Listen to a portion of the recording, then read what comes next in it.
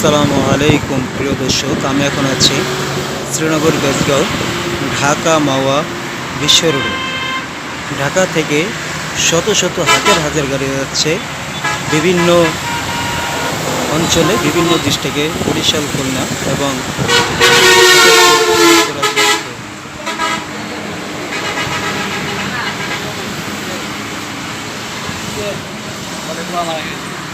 রাস্তাঘাটগুলো একদম ফাঁকা, কোনো যানজট নেই, শত শত গাড়ি যাচ্ছে।